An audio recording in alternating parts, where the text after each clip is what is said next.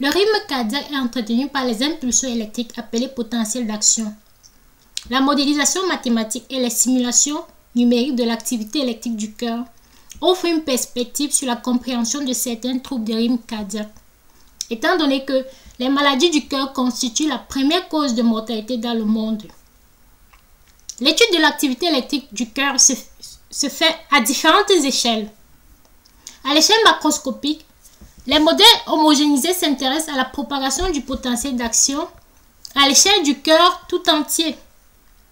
Ma recherche porte sur le modèle microscopique qui repose sur une représentation explicite des cellules cardiaques.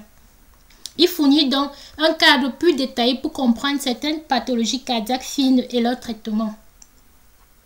Les cellules cardiaques étant reliées entre elles par des jonctions appelées jonctions de Gap, le modèle microscopique est le plus indiqué pour comprendre l'impact de ces jonctions sur la propagation du potentiel d'action du cœur. Comme illustration du modèle microscopique, nous avons ici une représentation en circuit électrique de deux cellules. Ici, nous avons une représentation idéalisée d'une cellule sur la forme d'un rectangle. C'est cette représentation que nous adoptons dans ma recherche. Le modèle microscopique consiste en des équations de la place à l'intérieur et à l'extérieur de la cellule, avec un couplage sur la membrane cellulaire. Sur cette même membrane cellulaire, on a une équation différentielle ordinaire non linéaire qui couple l'intérieur et l'extérieur de la cellule et qui fait intervenir une nouvelle variable. Il n'est donc pas possible de résoudre ce modèle de façon analytique.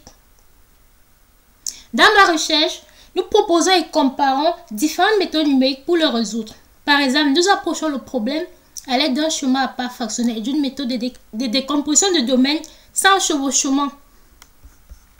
Nous résolvons cette équation différentielle ordinaire non linéaire sur la membrane cellulaire. Ce problème aux limites à l'intérieur de la cellule. Cet autre problème aux limites à l'extérieur de la cellule. Nous activons une cellule et nous étudions l'évolution au cours du temps de la différence de potentiel entre l'intérieur et l'extérieur de la cellule en trois couples de points pris près de la membrane cellulaire. Voici ici le profil du potentiel d'action après cette activation. L'objectif principal étant de développer les méthodes numériques dans le cas des milliers de cellules.